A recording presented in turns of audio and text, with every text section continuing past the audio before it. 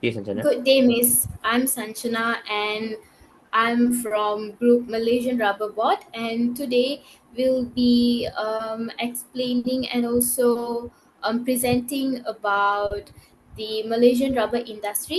Our presentation mainly focus on market structure, firm operation, and economic policies. So these are my group members. Hello, madam. My name is Muhammad Nur Hafizin Azhan bin Nordin. Hello, madam. My name is Muhammad Amir Hakim bin Abdullah. Good evening, madam. My name is Nur Angeline binti Muhammad Wong. Okay, so now I'll be starting off with the market structure. It is actually about perfect competition. So Malaysia's rubber sector is one of the major agriculture pillars of the country. What makes it more fascinating is how perfectly competitive it is. There are many smallholders and also medium-sized plantation producing the same product. So standard Malaysian rubber or SMR, so no single producer can control the price. Firms are here price takers and also anyone can enter or exit the market freely. Daily price updates are readily available, which helps and also keeps the market transparent and also dynamic. Understanding this perfect competition helps us to see how well firms like Malaysian Rubber Board operates within it. Now, I would like to talk about the background of the Malaysian Rubber Board. So, um, let's look at the firm itself. The Malaysian Rubber Board, or also known as Lembaga Getah Malaysia (LGM). It was actually created on 1st of January 1998 by merging three agencies to centralize efforts in growing and regulating Malaysia's rubber industry.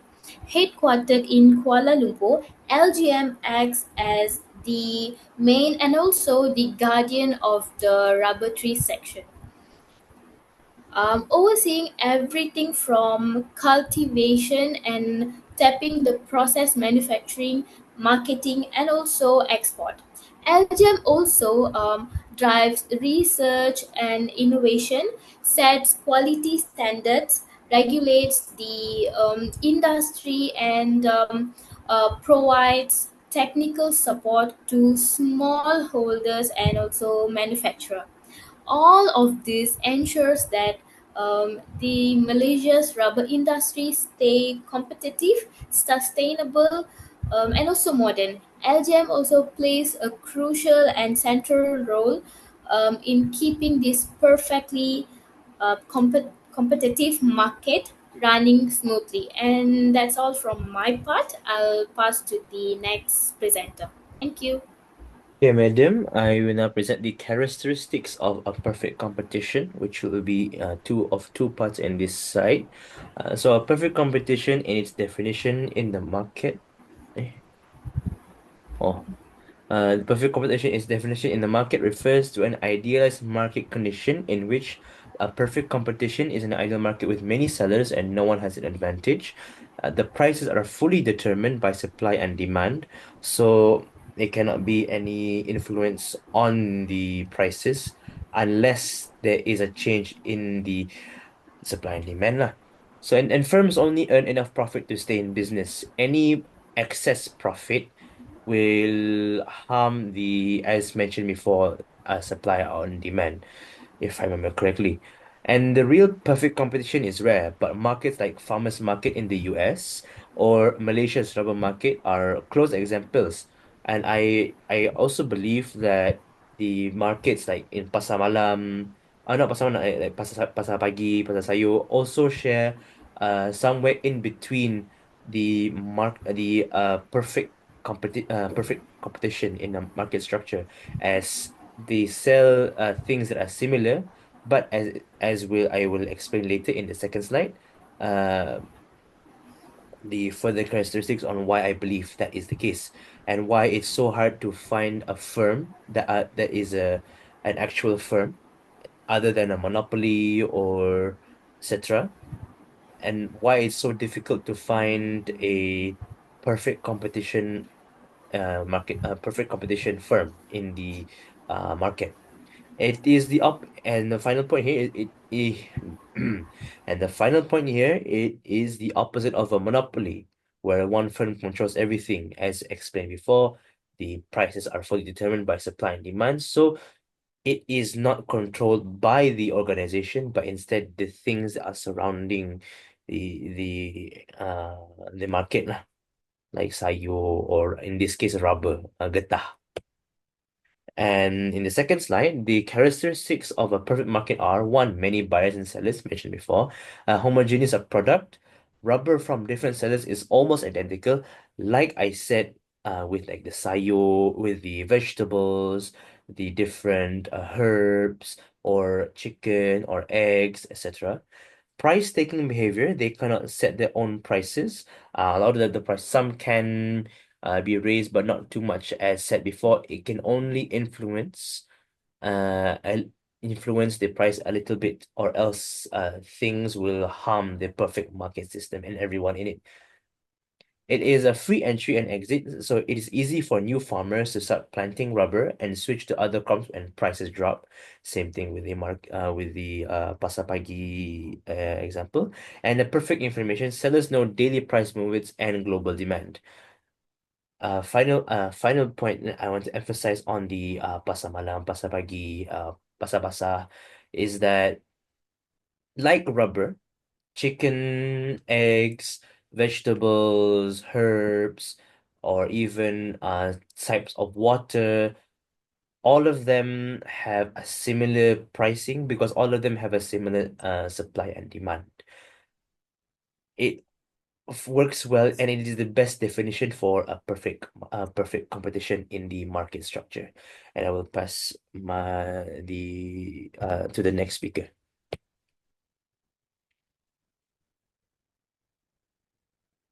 All right, so okay, for my part, I'll present about the fiscal policy and monetary policy in Malaysia rubber industry. So on the first slide, we do have a definition, which is about the government use of spending subsidy. Oh, on the back.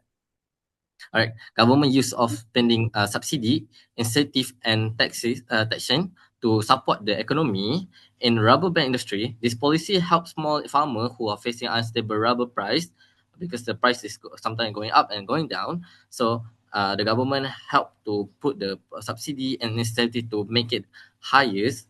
And the other hand, for example, the rubber production incentive is also a part of the fiscal policy, or we call it as IPG lah on the bottom one on the slide. This incentive give an extra income to smallholder when the rubber price are too low because of the market.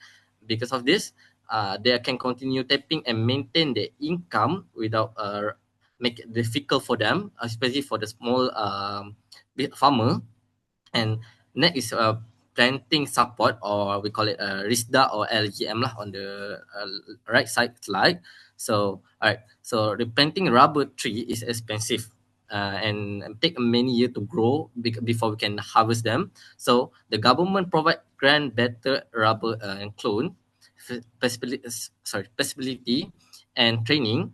This help farmer to reduce the long-term cost and increase the production of the rubber in Malaysia, especially for the small farmer, to make them income stable. And usually smallholder are benefit from the low or no aggregated tax. This means they can keep more income and reinvest in labor and equipment to make the production of the product of the rubber is higher quality or even more than the usual. The government also spend money on infrastructure such as a roller road, collection center, and a research institution. This help reduce transport costs and improve the quality of the Malaysia rubber band, especially in the one who are facing a lot of problem when because of the raining or because of the weather nowadays. So Overall, the fiscal policy helped stabilize the income, reduce the cost, and support the long-term growth of the rubber industry in Malaysia. And now we're moving on to the next slide. All right, so this one we call this one about the monetary policy. Monetary policy is controlled by the Bank Negara, or we call it BMM, Bank Negara Malaysia. It's involved interest rate, inflation, change rate, and money supply. As I mentioned, about the definition, interest rate or PR, inflation, and the exchange rate in Malaysia ringgit. Uh, for first, for the first example is interest rate, and also known of as or PR.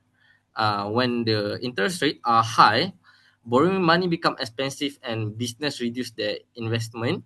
When the interests are low loan become cheaper, and company including glove company, rubber processor, and can extend and can increase the loan. This increase the demand for natural rubber. Inflation are part of the also important. When inflation raise, the cost of labor, machinery increase.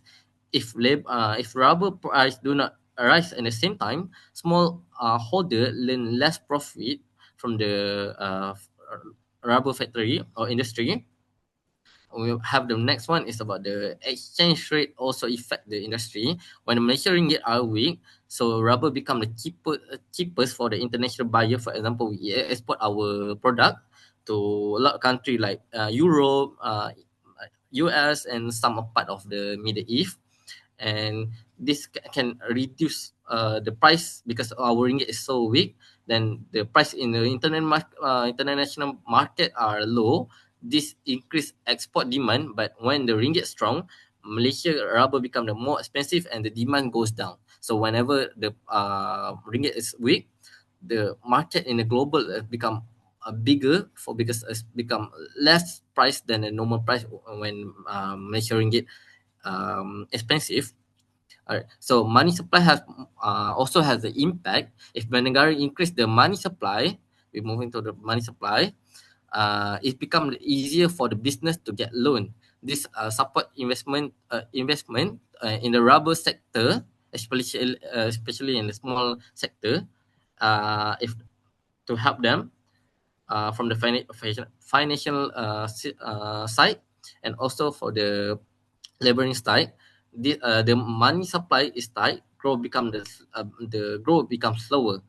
In conclusion, both of the physical and monetary policy are important. Um, Fiscal fiscal policy give direct support to the smallholder in rubber market or rubber business.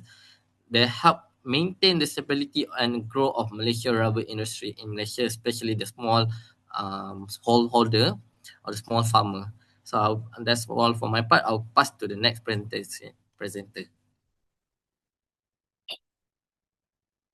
So for next, I will give the conclusion for our analyzing. So in conclusion, the Malaysian rubber market demonstrates strong alignment with the characteristic of perfect competition, supported by numerous producers. Jemput. Okay, so I will explain about all conclusion about our analyze. So in conclusion, the Malaysian rubber market demonstrates strong alignment with the characteristic of perfect competition and supported by numerous producers, standardized output, price taking behavior, and flexible market entry and exit. In the short run, producers adjust output where marginal revenue equals marginal cost, experiencing abnormal profits when prices are favorable. However, in the long run, free entry ensures that profit normalize as supply expands.